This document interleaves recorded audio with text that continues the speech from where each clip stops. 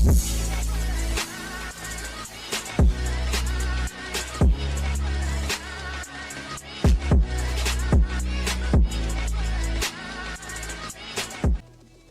right.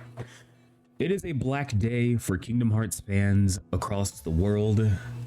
As of this recording, it is May 14th, 2025 at 9:16 a.m. Central Standard Time. It's been announced as of 4 hours ago at like 5 o'clock this morning. Kingdom Hearts Missing Link mobile game has been announced that it's being canceled. I almost messed that up. It's being canceled.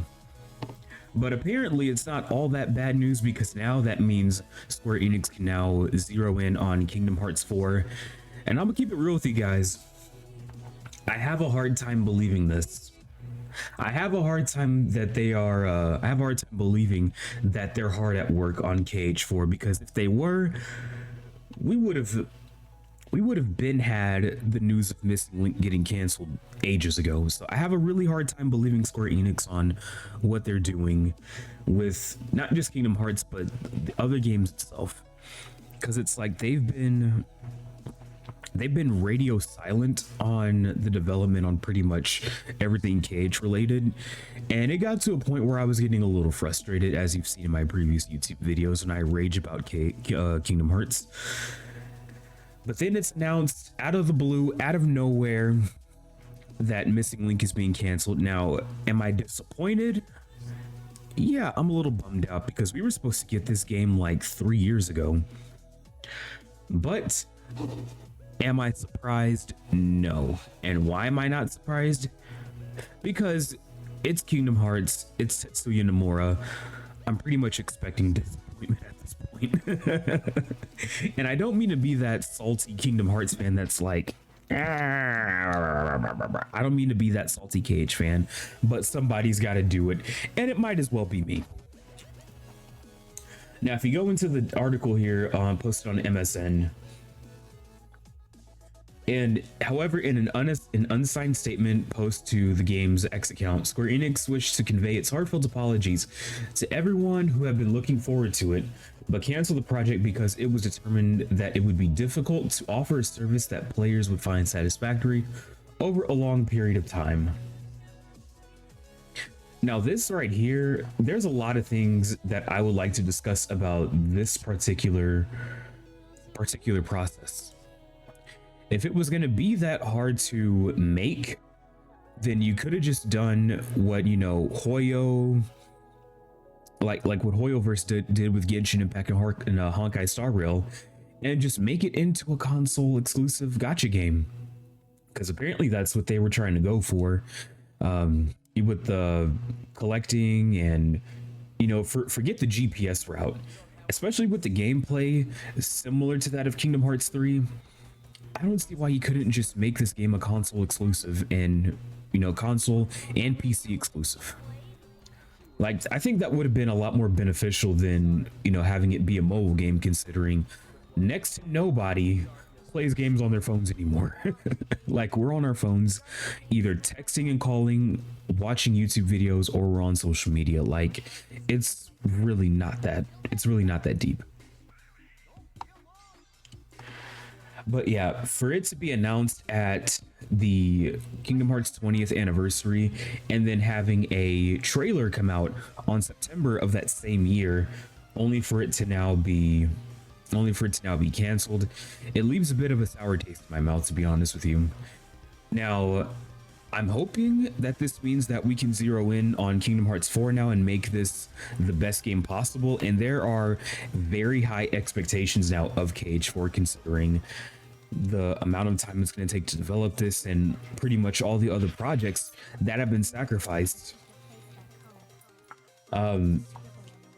Yeah, I'm burnt out now. I've had enough disappointment. Okay, I've had enough disappointment with Kingdom Hearts at the moment. I just want I want something, like, when I say I want something, I'm talking about like something good, but also like a teaser trailer, a screenshot, release date, updates on, you know, where they are in development, like something, because the radio silence is only going to turn people off.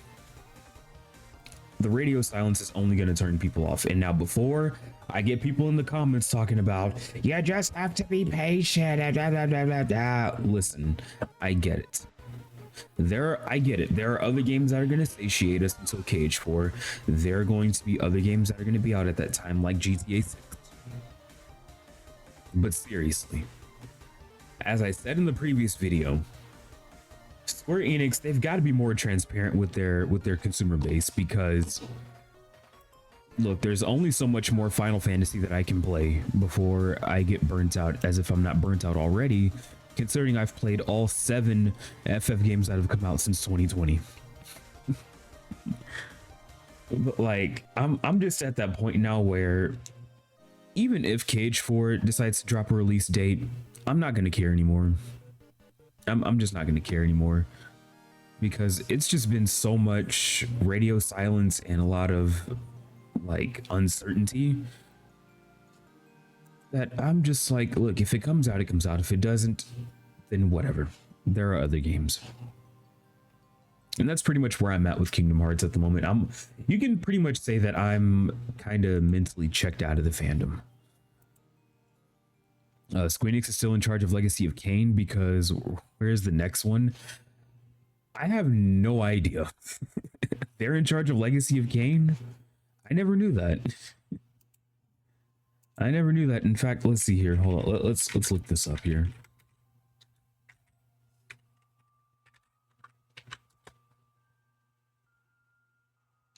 Oh no, Legacy of Kain, that's Crystal Dynamics.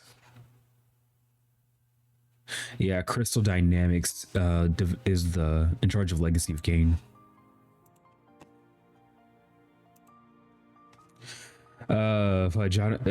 If I know anymore, do they sell Eidos? That I don't know. I've honestly never played Legacy of Kain. Tomb Raider, they just announced, well, not just announced, but they released recently remasters of like 1 through 6. Which is owned by Square Enix, right? You can look that up here.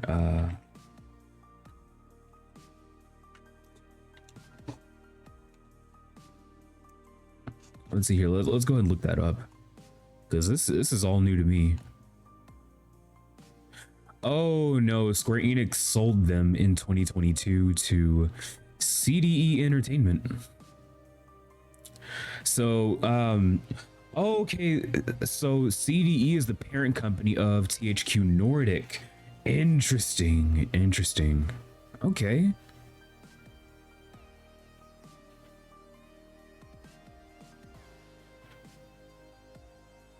Okay, so it says here, Eidos became a part of Square Enix Europe in 2009, so I guess it was a part of their like European division. Yeah, the Square Enix European division, they had Deus Ex, Hitman. Oh, Hitman, that's nice. Thief, Tomb Raider. Okay, so yeah, pretty much Eidos, they sold to CDE, who now is owned by THQ Nordic, who owns THQ Nordic, excuse me. Which is kind of cool. Embracer Group, no, yeah. This is the worst news, except Square Enix already fumbled the bag. Yeah. But I think it's interesting though that they announced this as like, I think a couple of weeks ago, I think it was Cody Christian that teased that he was doing voice work for Final Fantasy VII Part 3, which I find interesting. Maybe they should stick to Final Fantasy and Dragon Quest. Dragon Quest fans are just as upset as Kingdom Hearts fans are, because where's DQ12? But yeah, Kingdom Hearts 4 though, 22 years, 18 games. And apparently Nomura wants to do a Kingdom Hearts 4 trilogy, which is going to be kind of hard to do, because where's the narrative going to go? And I think that's the big question with Cage 4, is where is the narrative going to go? Because if you're going to do a trilogy, then that means you have to cut out a lot, and I mean a lot of fluff. Which is why the Dark Seeker saga, look, if Kingdom Hearts would have ended at Cage 3, I would have been totally okay with that. But they're going into a new narrative, and now Nomura announces his retirement soon. I'm just lost with Nomura at this point. Like I really do believe he needs to be drug tested. He needs to be drug tested. He needs to be looked at for possible signs of some neurological stuff with him, because this is getting crazy. This is getting crazy. But let me know, chat, what you guys think. Okay, let me know what you guys think. Are you excited that we're moving on to Kingdom Hearts 4? Are you frustrated like I am with Square Enix? Let me know what you guys think in the comments, and I will holla at y'all next time. Thank you, love you, see ya.